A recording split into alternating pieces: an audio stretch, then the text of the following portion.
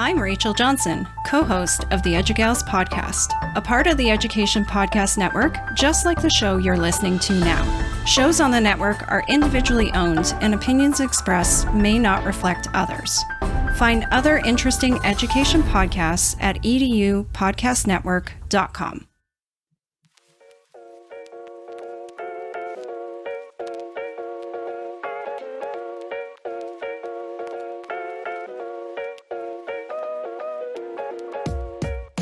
What is up? You are listening to the High Tech Podcast, where we talk about everything EdTech to nerddom to, I don't know, animals.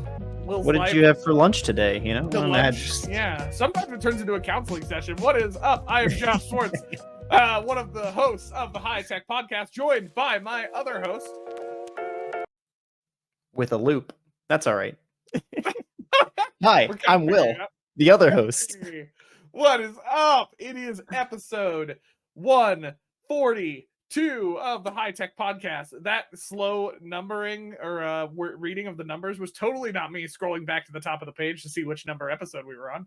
That was me emphasizing things with slowing down my speech like a pro.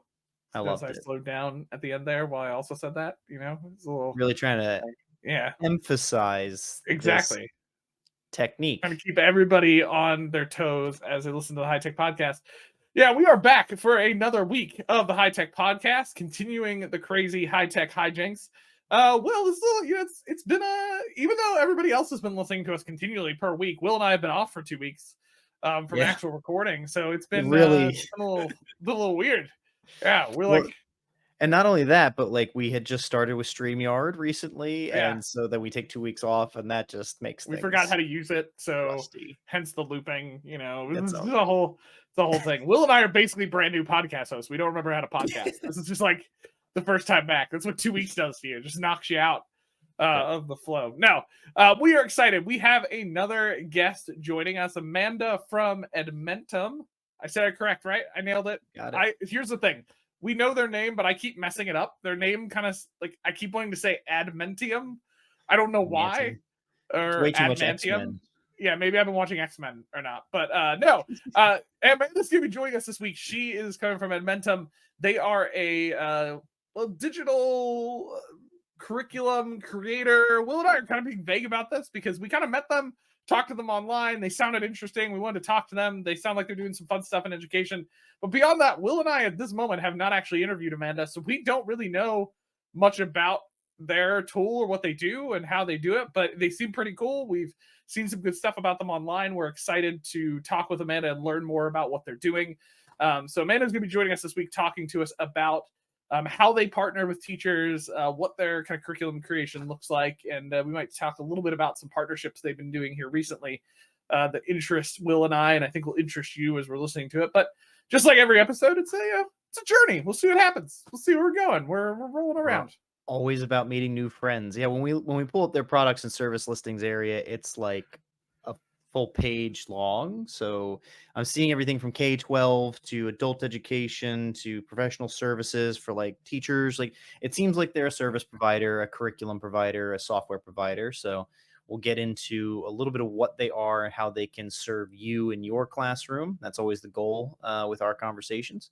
But also it's meeting new friends, right? We love meeting new friends of the podcast. Yeah, exactly. So speaking of the podcast, before we jump into the interview, just a reminder, if you're not already, go ahead and subscribe to us on Spotify and YouTube.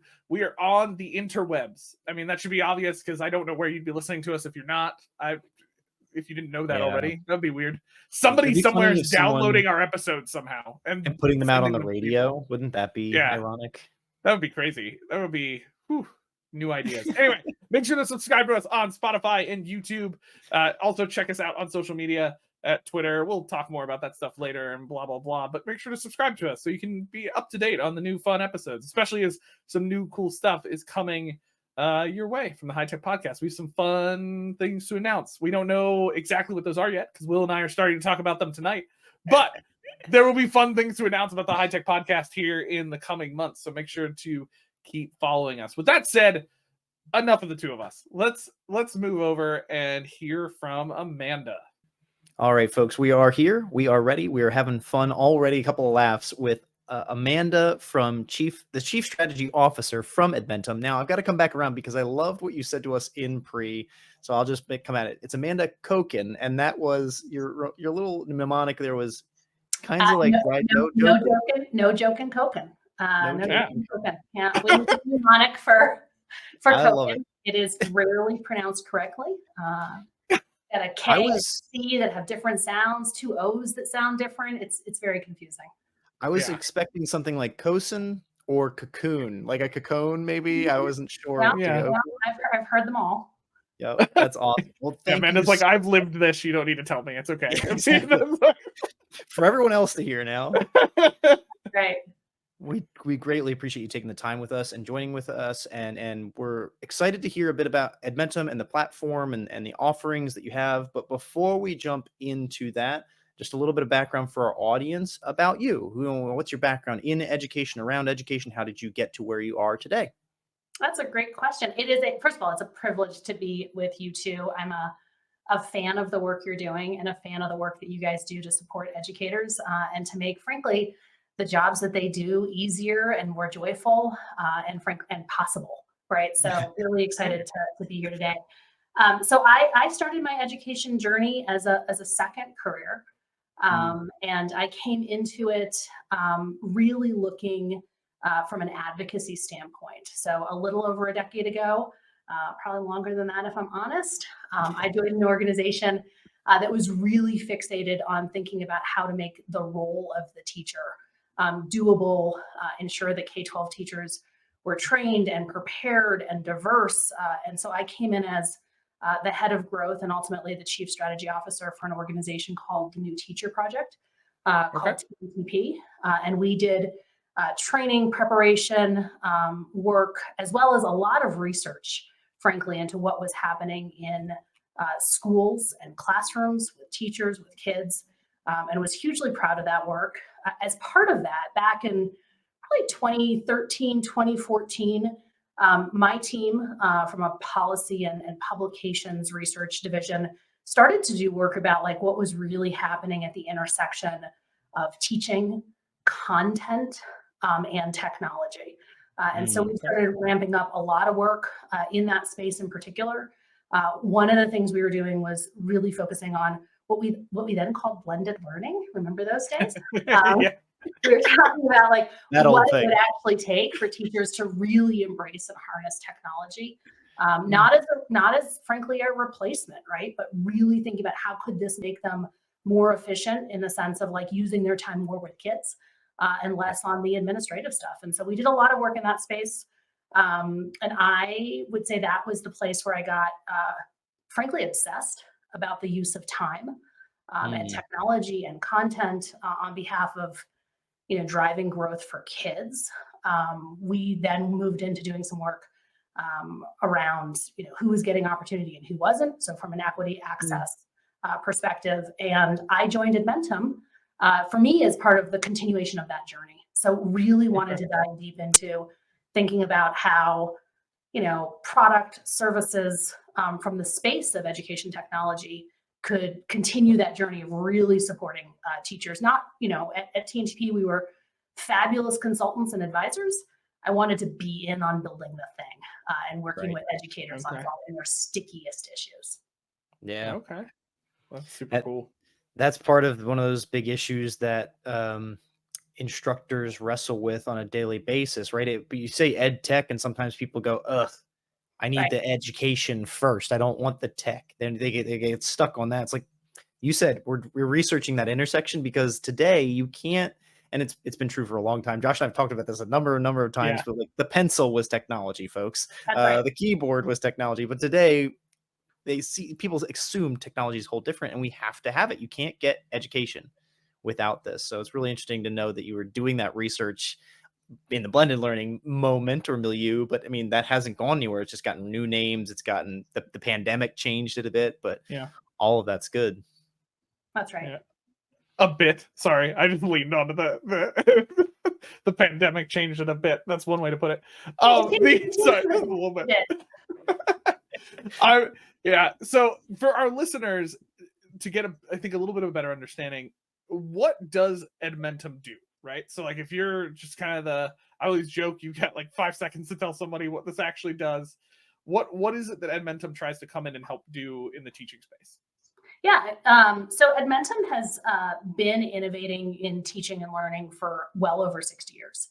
So we are a company who was sort of at the forefront of, at the time, thinking about how do you retrain folks in the workforce, and has since been pretty central to supporting educators to meet the needs of differentiation in K-12 specifically. And so, when I am asked, like, what do we do really well, at our DNA is helping teachers to accelerate learning for kids.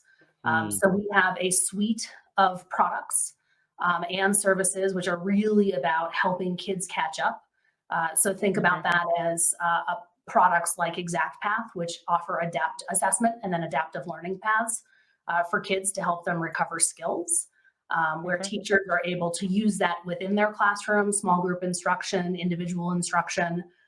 We also offer second chances and even third chances for kids. So I think credit recovery across a full suite of core career learning electives for kids in 6-12.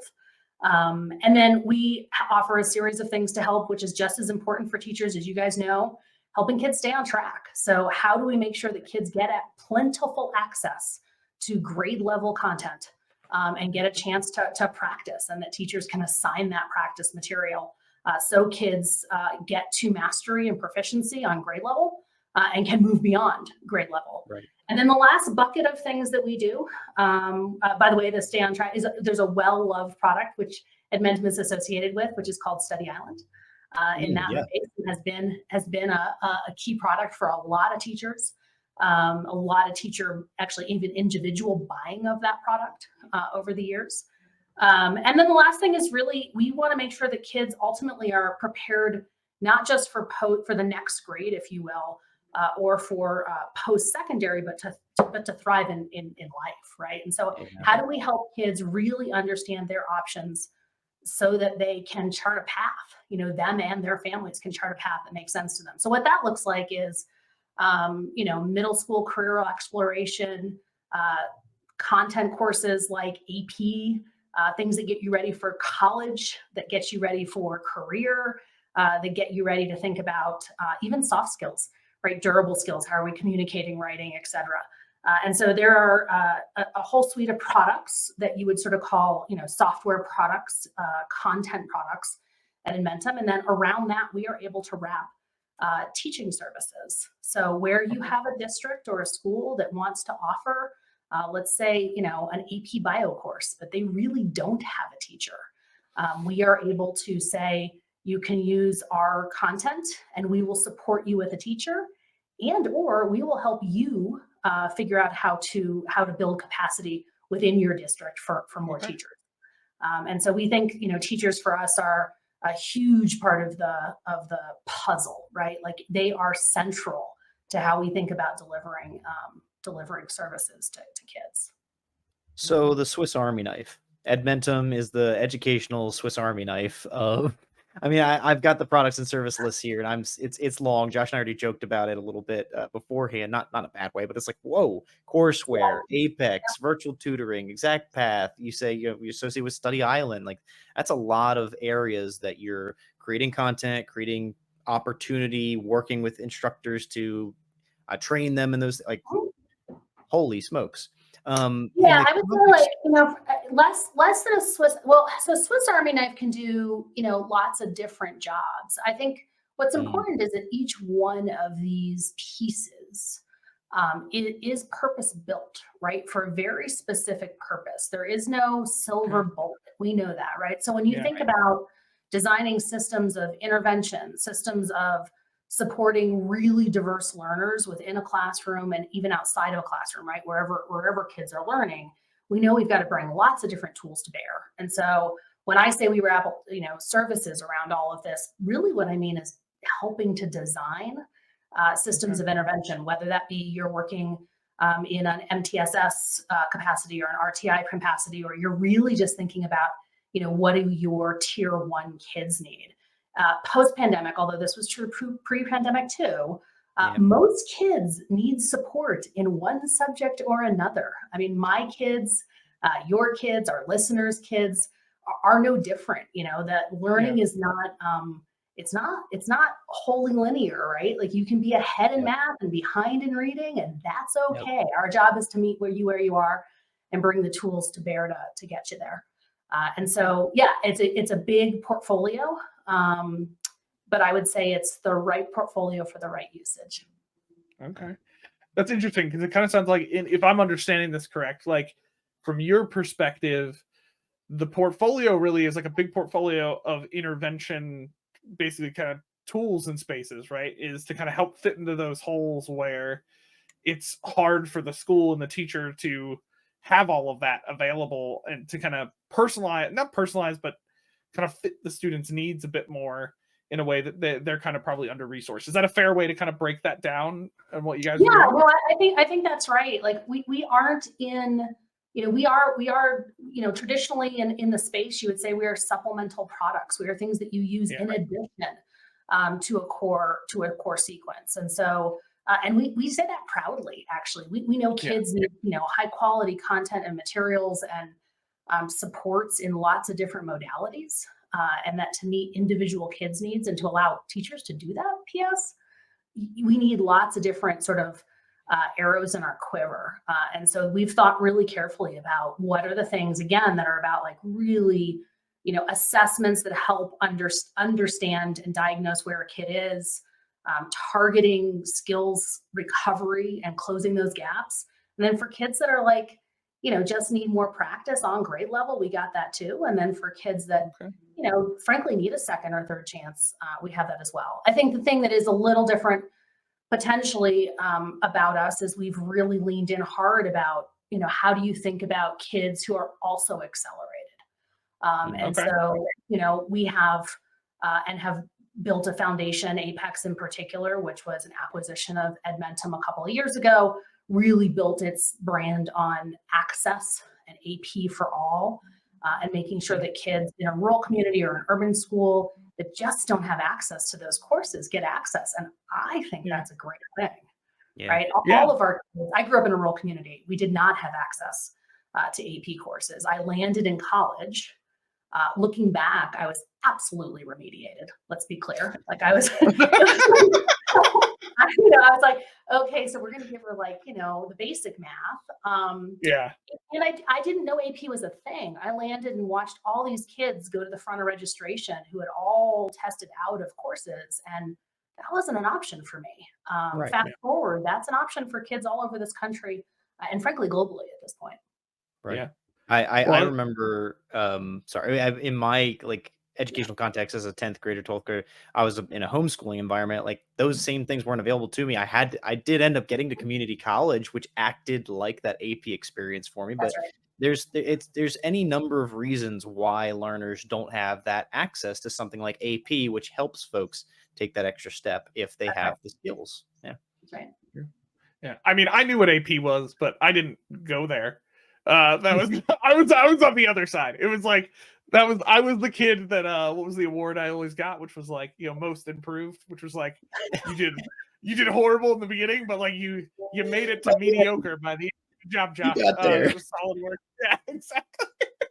But that's where like your example from earlier, like the AP Bio example comes in, where it's like they can't provide that type of course. So you guys are able to come in and help resource them and even possibly provide a teacher in that space. That's super cool environment. I'm curious. I'm jumping off our slight. We warned you this might happen. So I have a question for you. I'm curious. Out of all the stuff you guys are meeting, what are you noticing as kind of the big ones? So we mentioned some of the AP Bio stuff, but what seems to be like the biggest need you guys are seeing? I'm kind of curious. Oh, that's such a good question. I think we've spent, you guys I'm sure have done many podcasts and focuses on just the learning gap caused by COVID. My perspective is yes, that was accelerated. And yes, there is absolutely lost learning gaps from COVID. For a lot of kids in a lot of communities, those have always been there. And I think, we think, I personally think that one of the things we're learning is that we're seeing foundational gaps later than we would have pre-COVID. So if you ask me like what's really different, yes, there are more kids with gaps, more kids that need more support in more things. My own sister, one of my sisters is still a teacher. One was a teacher and left the profession. The other one is still a teacher. And I, I've talked to her about, her elementary school class. And she's like, I've never seen I've always been good at dealing with lots of kids in different places from a learning perspective. I've never seen this level of variance. And so, we're seeing sort of a similar thing. Where I'm going though is we're also seeing that in high school. And so we're seeing high schools needing to really rethink how they are positioned around tiered intervention in a way that elementary schools, frankly, are pretty good at historically. They're used to, those early grades being not linear. They're used to tremendous variation on where kids learn and how kids learn how to read, et cetera, et cetera. We're seeing that now, I would say, in secondary, in middle school and high school. And we have been adapting to that. Exact Path in particular, which is an assessment and learning paths product, does actually go K through 12. It's one of the few in the industry that does that. Most people have focused kind of K-8 because that's where historically you see systems of intervention.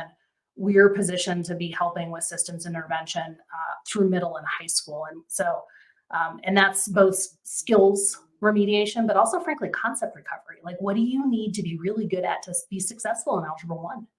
And how can we give you a different kind of grain size as a teacher around concept recovery and not just skills, but both. So that's one of the things we're seeing. I would say the other big thing we're seeing a massive need for continues to be just career learning, but for all, right? How are we connecting K-12 and really 6-12 specifically to workforce and vice versa? And so one of the things we hear a lot of from state leaders, from district leaders, and from teachers is like, how do I bring this into my classroom?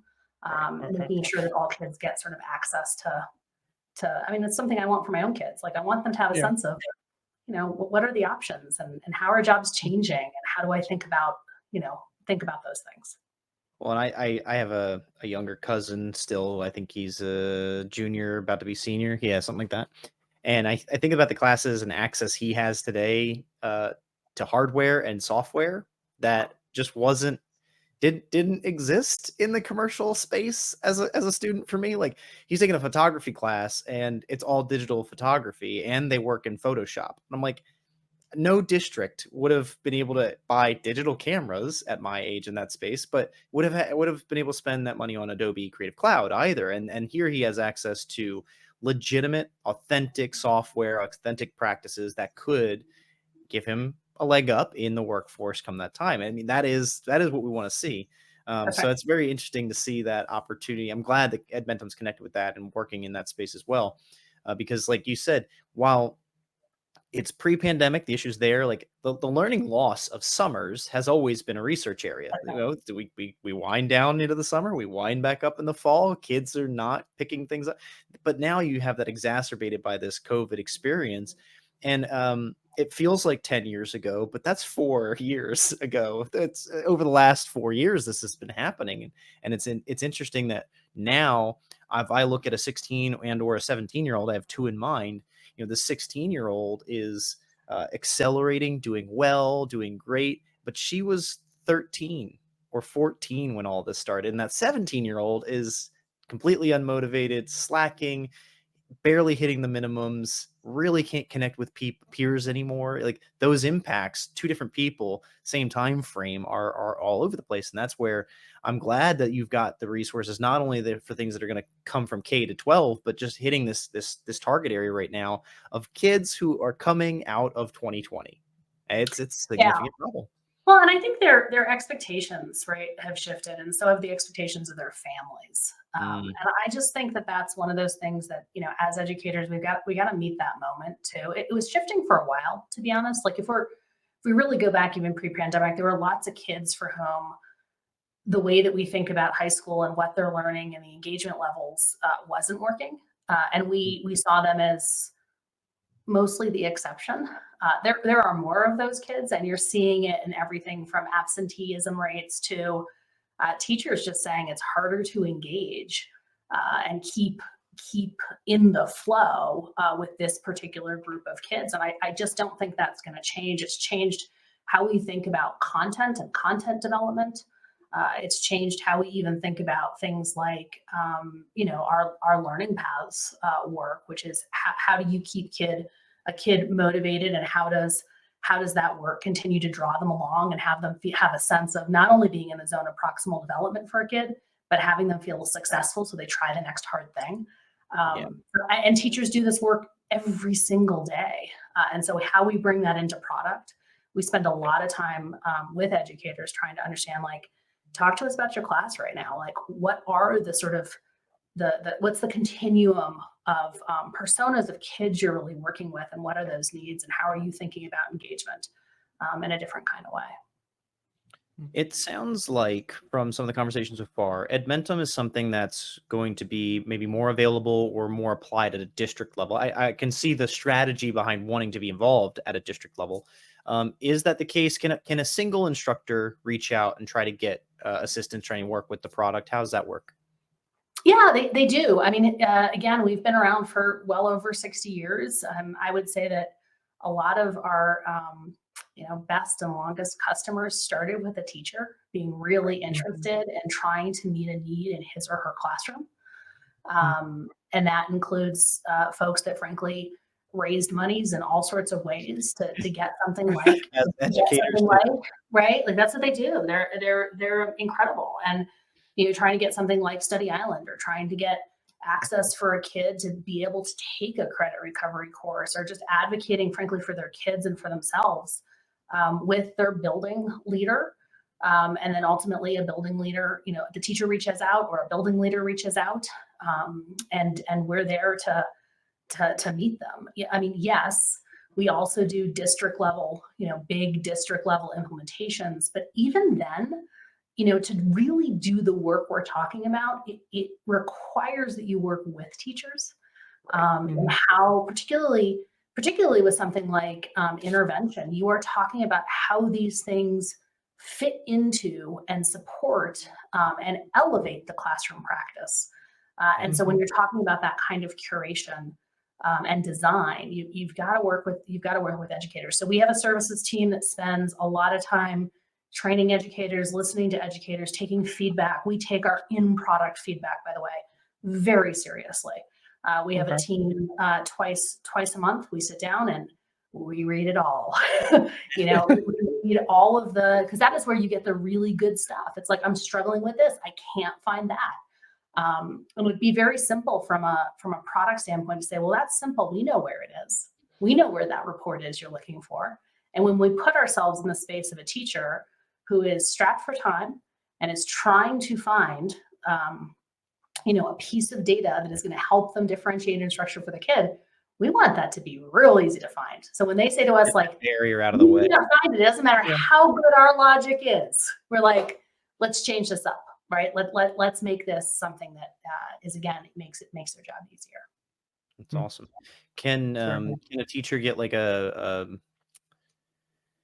trial access or promo access to something like Study Out? Like, if they have a specific interest in one of the products, can they get access in there and try it out? Yeah, we run tons of those, and you can always follow Edmentum. We're big on teacher engagement and making sure that they see those opportunities, as well as run lots of, particularly back to school. We love to run teacher appreciation and making sure that teachers have access to the content and just get a little bit of love from Edmentum.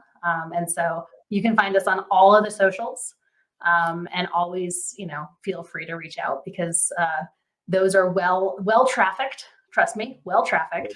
Good. Quickly responded to. Okay, very cool. Very cool. Now I'm curious. I'm going to jump to a slightly different transition here for those listening. Is there anything? So we love to talk every time we're talking to somebody from either an app or program or whatever they're doing to help teachers. We always know there's always something else they're working on or thoughts the future they're looking at. So I'm curious for Edmentum, for you guys, what's something coming in the future that teachers or educators could be excited for, that you're excited that Edmentum might be working on? I would say, so just last Monday, we launched an entirely new catalog and approach to career learning. So on the 4th, which was really just last Monday. I think it's Tuesday today, right? So last Monday. Maybe. We launched an entirely new approach specifically to thinking about career-connected learning. And so that is going to be the very beginning for us. We actually felt like it was really important to have to bring career-connected learning and specifically CTE into the best of. So thinking about standards-aligned content with scopes and sequences that teachers will love, but also can modify. So our ability to give teachers content that they or their administration can customize is pretty important. That is a brand new, just talk about content build, huge content build that happened. As well as beginning to really rethink the way that we deliver all of our middle school content, making sure that middle school in particular becomes a rich place where we can begin to build durable skills and have teachers have things like prompts and study guides, ultimately to prompt kids on things that matter, like communication and collaboration, and bringing that really into core subjects. It is pretty important in making that connection a lot easier. There is always a lot under development at Edmentum. And so by product, there's always a ton. I think one of the things we worked on this last year and will continue to do is a little bit what I talked about before, which is taking feedback from teachers in particular on the user interface and the way that everything from reporting to the products themselves perform. So that you guys can get, just really quick and easy data to inform instruction, right? Nobody wants to be scrolling through data sheets for hours. We really want to be. What? That's like really Friday afternoon. That's my Saturday, It's like, man, the table, just scroll through it for hours. Scroll through it. So yeah, those are some of the things we're super excited about. I think that there's lots of, there's lots of shiny squirrels to chase. At our core, we tried to be really obsessive about what's happening in the classroom.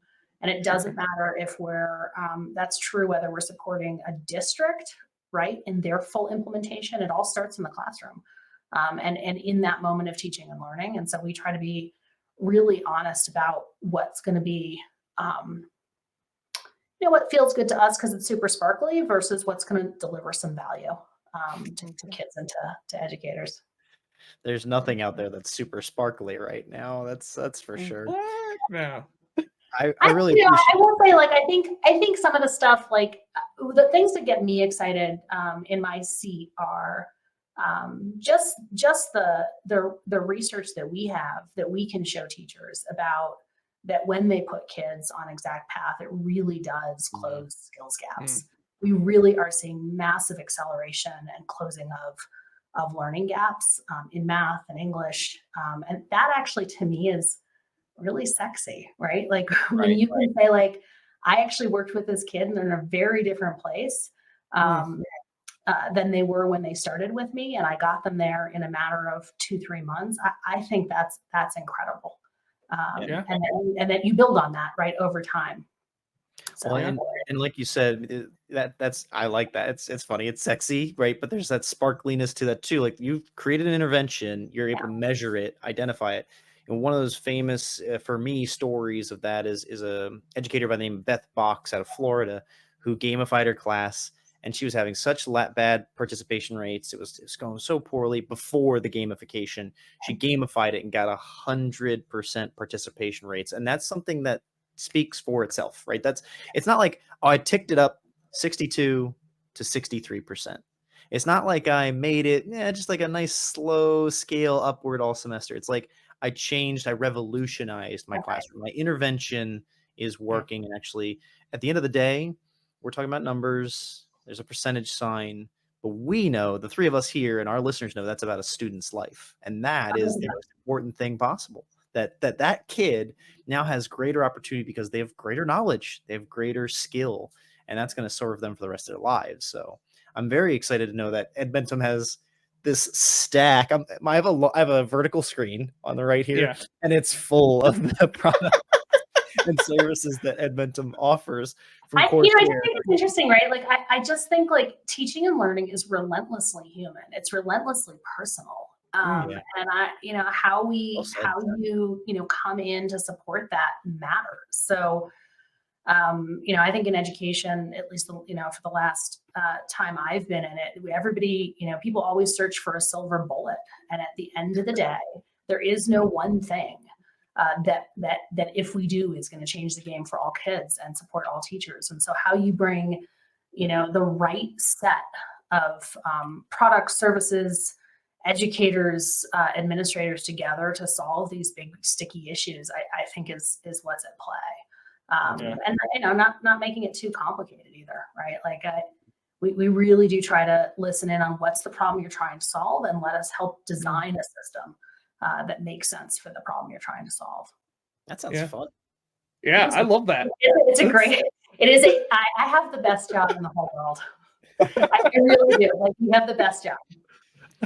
Even on hard days, my team is like, we get to do this. It is incredible. That's super cool. Yeah, that was very cool.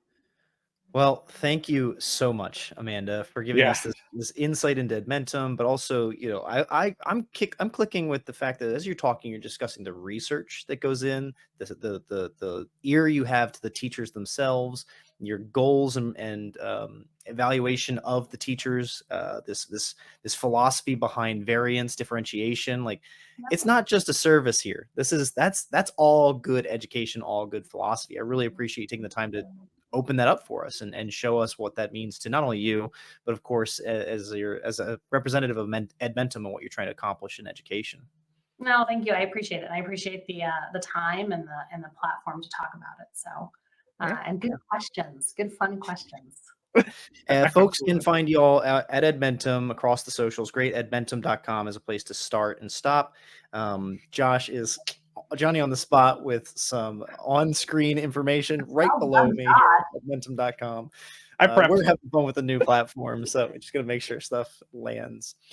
Thank you again, Amanda. We're going to take a moment here. We'll wrap and do a little bit of debrief, but otherwise, really appreciate you joining us. My pleasure. All right. Thank you again, Amanda, for taking the time with us. Thank you, Edmentum, for bringing information here to us about what the platforms are. I kind of like went into it. I was like, oh, what's Edmentum? And then we're finding out very quickly. It's like, what things are Edmentum? Yes. What is Edmentum is many, it is. It is legion. Yeah, it is. Well, not in the demon sense. Ruling the biblical sense, more of like the happy-go-lucky, lots of them sense, Yeah, there we go. Yeah, well done. Yeah, like how I turned that around, it was great. I loved it. I've heard of Study Island before, very popular in K-12. I've even heard of some like teacher education faculty referring to it because their teacher educators are using it, that kind of thing. The platforms are there to help folks. There's going to be something you can log in and use, but like Amanda was making it clear that they'll come into your district and solve a problem, right? They're trying to say like, hey, if you've got this learning gap, okay, we might have a platform that exists, but we can also help your teachers learn, help your systems be improved to support those learners in a new way. So I like that kind of. It's almost full service, white glove. Like, hey, sign up with Edmentum; they'll help you from start to finish. Now, we're not overselling. Sorry, Amanda. We hope not to like put it up there in the wrong way. But it's like when you think about a tool that's just what it is. When you think about a learning tool, an EdTech that solves one problem, Edmentum's out there to solve problems. I really appreciate that some of those problems are learning loss and some of those significant like learning gap issues that we are experiencing in this moment. But even the point I made in the middle of the interview was like, that was happening on small scale. I remember my experience as a kid, like, oh, summers are great. And I forgot everything in August, right? Like, that faculty complained about it year to year with higher education. So that's not a new problem. It's just now we have a different starting point with it that we are trying to address. I like the triage tactic almost kind of, and like, how do we find the students who are excelling, but also students who need help, and come in and help those areas. Even like I think it's really cool that they're offering stuff like AP courses with teachers accessible as well for those schools that don't have that type of thing accessible. Like that's definitely a big issue. I mean, I know plenty, like you shared in the episode, she shared as well. Both of you guys were in environments growing up without AP class type of situations. You eventually found stuff, but it was a very different situation. I think we're very good examples of that. Like you didn't have that side, and me, I probably could have used some of the most improved triage courses, you know, like high school math probably would have been a little bit better if somebody had come along and triaged instead of just forcing me to try to somehow figure it out on my own. You know, I remember my parents paying for stuff for me to like go to like tutors figure that stuff out, like tutors and stuff like that. You know, and now joke's on them. I now work in education. You know, I've always loved that about our story. I don't know that we've spent a lot of time on it for the podcast, frankly. So throw that in the idea. Another episode. We talked about it some in the beginning. If you want to hear more about those pieces, the earlier episodes of the High Tech Podcast, Will and I do break that down a little bit. I mean, we spend some time talking about. We come from different backgrounds, but we've ended in a very similar place with a very similar interest and concern in improving one technology. With less chin hair, but it's fine. You know, whatever. This is for all the years I didn't do well in high school. Each hair is for like, you know, it's a system. It's crazy. Your high school years get longer and longer. I just don't understand. I don't, you know. Well, he gains more years. Yeah. No, but definitely check out Edmentum and its services. You know, this is definitely one of those things that I think instructional technologists, instructional coaches could be big advocates for, and helping to deliver, helping work with the IT teams, the curriculum teams, superintendents, principals. Definitely want to be looking at this tool to make sure that it's something that'd be useful. Not this tool, but this platform to help districts where they are. So, you know, that's a critical need. And I'm happy that they're out there to work in that space. So thank you again, Amanda. Thank you, Edmentum, for that offering. Next episode of 143. We're going to be going forwards in time from today, but back in time with the podcast, returning to the tool Topia. So Josh and I have found Topia during the pandemic. It's one of those tools that kind of helped create maybe a virtual live experience, a virtual reality-ish kind of, I don't know, it's not the right term, I think, but I'm trying to remember what they called it, but it wasn't exactly that. It popped up. Yeah, it always kind of existed, but like this kind of third space immersive world kind of became a thing that was more popular probably during COVID, right? Like I feel like it resurged during COVID and then never went away because it started becoming a thing that people were very interested in. Yeah. We got to meet some of their team at FETC 2024 in Orlando, and we like, oh my gosh, we love you. We took a little video. We have to talk to you. And so we finally, have some of their folks coming on to talk about Topia, where it's come since we first talked about it in episode 82, baby. I got it up. Okay. I knew he was doing it. So you want to pregame this upcoming episode 143. Go check out episode 82 at the High Tech Podcast. We both roast big publishers. Well, we don't both roast. We roast big publishers, and then we also talked about Topia. It was not a roast of Topia. We were very excited about Topia. They were very separate. Looking at the way we titled it, it looked like I kind of was saying we were roasting both. But we were not. We were just roasting big publishers and then excited about Topia. So go check out that episode if you want to pregame 143. Topia was like a s'more, then we were roasting it to perfection so we could enjoy it. That would be the difference. But that's not that's a possible option of options. Until episode 143, go find us out on the socials and things like that at High Tech Podcast. That's Twitter and YouTube.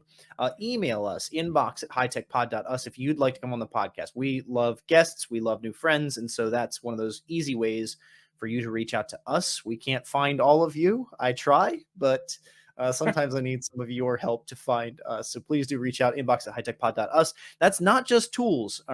Educators, please come find us. We want to hear your stories of success, stories of difficulties.